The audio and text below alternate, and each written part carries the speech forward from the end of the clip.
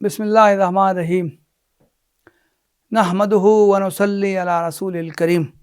صحیح بخاری اور صحیح مسلم کی ایک حدیث ہے جو حضرت عبداللہ ابن مسعود رضی اللہ عنہ سے مروی۔ وہ بیان کرتے ہیں کہ ایک شخص نبی کریم صلی اللہ علیہ وسلم کی خدمت میں حاضر ہوا اور اس نے سوال کیا، اے اللہ کے رسول صلی اللہ علیہ وسلم، سب سے افضل عمل کون سا ہے؟ آپ صلی اللہ علیہ وسلم نے جواب دیا، الصلاۃ لوقتہا، نماز کو وقت پر ادا کرنا۔ اس شخص نے دریافت کیا، اس کے بعد آپ صلی اللہ علیہ وسلم نے فرمایا بر الوالدین، والدین کے ساتھ اچھا برتاؤ کرنا۔ اس شخص نے دریافت کیا، اس کے بعد آپ صلی اللہ علیہ وسلم نے فرمایا الجہاد فی سبیل اللہ، اللہ کی راہ میں جہاد کرنا۔ ایک روایت میں ہے کہ ٹھیک یہی سوال حضرت عبداللہ ابن مسعود رضی اللہ عنہ کے شاگرد نے ان سے کیا تھا کہ سب سے افضل عمل کون سا ہے؟ تو حضرت عبداللہ ابن مسعود نے اپنے شاگرد کو جواب دیتے ہوئے اس کے سامنے یہی حدیث سنائی تھی۔ اس حدیث میں سوال کا آغاز ہوتا ہے کہ سب سے افضل عمل کون سا ہے؟ ایک روایت میں ہے کہ سوال ان الفاظ میں تھا، کون سا عمل جنت سے سب سے زیادہ قریب کرنے والا ہے؟ بہرحال سوال جو بھی کیا گیا ہو، اللہ کے رسول صلی اللہ علیہ وسلم نے 3 کاموں کا تذکرہ فرمایا، انہیں سب سے افضل عمل قرار دیا اور انہیں جنت سے قریب کرنے والا بتایا۔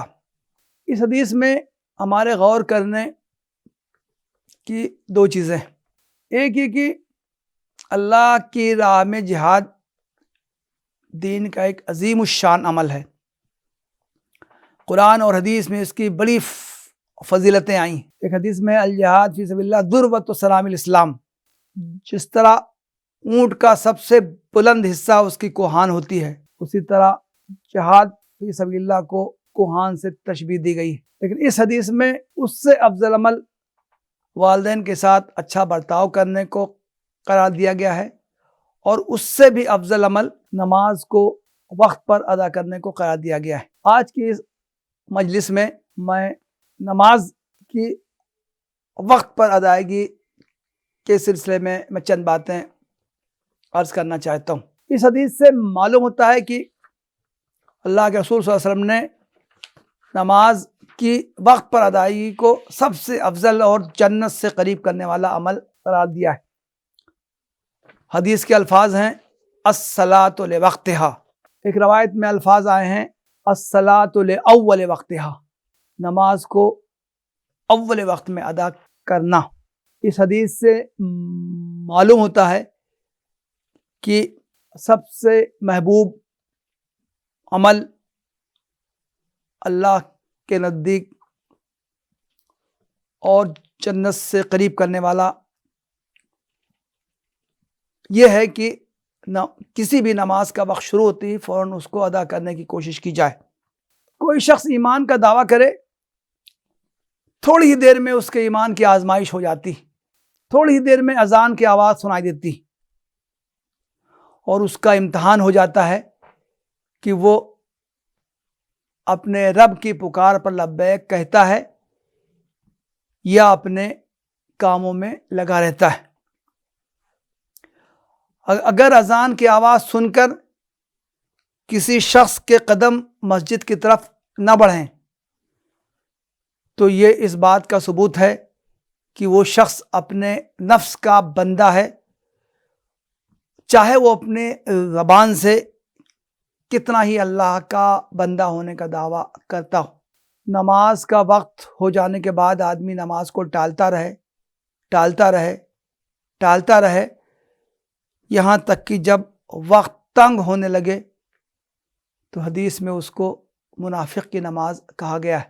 حضرت انس بن مالک رضی اللہ عنہ سے روایت ہے، ایک مرتبہ انہوں نے عصر کی نماز اول وقت میں ادا کی۔ ان کے شاگردوں نے کہا، حضرت اتنی بھی کیا جلدی تھی، ابھی تو بہت وقت پڑا تھا، تھوڑی دیر کے بعد آپ ادا کر لیتے. حضرت انس نے اس کا یہی جواب دیا. انہوں نے اللہ کے رسول صلی اللہ علیہ وسلم کی یہ حدیث بیان کی. فرمایا منافق عصر کی نماز تاخیر سے ادا کرتا ہے. وہ بیٹھا رہتا ہے یہاں تک کہ جب سورج زرد پڑنے لگتا ہے تب وہ اٹھتا ہے اور مرغ کی طرح 4 ٹھونگیں مار لیتا ہے. حدیث کے الفاظ بڑے بلیغ ہیں. نقر اربعن، نقر مرغ کے زمین پر ٹونٹ مارنے کو کہتے ہیں. ہم سب کا مشاہدہ ہے کہ پرندے زمین سے کیسے دانہ چگتے ہیں. زمین پر کوئی چیز پڑی ہو وہ اپنی چونچ سے ٹھونگ مار کر اس کو اٹھا لیتے ہیں. پھر دوسرا دانہ اٹھا لیتا ہے تو پھر زمین میں چونچ مار کر اٹھا لیتے ہیں. زمین پر چونچ مارنے اور چونچ اٹھانے میں کوئی زیادہ فاصلہ نہیں رہتا. ٹھیک یہی کیفیت منافق کی نماز کی ہوتی ہے. وہ نماز کو اول وقت میں ادا نہیں کرتا، دیر کرتا ہے، اپنے کاموں میں لگا رہتا ہے، یہاں تک کہ جب وہ دیکھتا ہے کہ وقت تنگ ہو رہا ہے، کہیں ایسا نہ ہو کہ وقت نکل جائے، تب اس کو نماز کی فکر ہوتی ہے اور وہ جلدی نماز ادا کر لیتا ہے.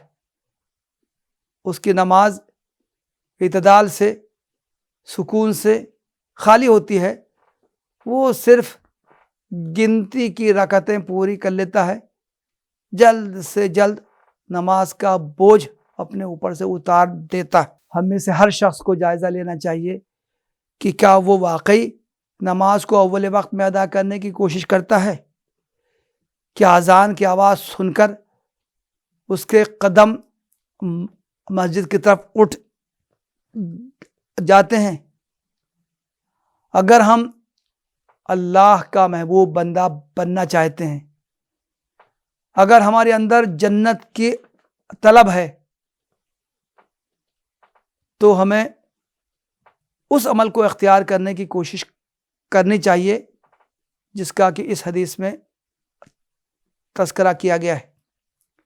لیکن اگر ہم اس کی کوشش نہیں کرتے ہیں، نماز کے بارے میں ہمارے اندر کوئی شوق اور رغبت پیدا نہیں ہوتا ہے، نماز کی ادائیگی ہم اول وقت میں کرنے کی فکر نہیں کرتے ہیں، تو ہماری خواہش ادھوری ہے، ہماری طلب حاضر نہیں ہے، اور ہم صرف زبانی جمع خرچ کر رہے ہیں.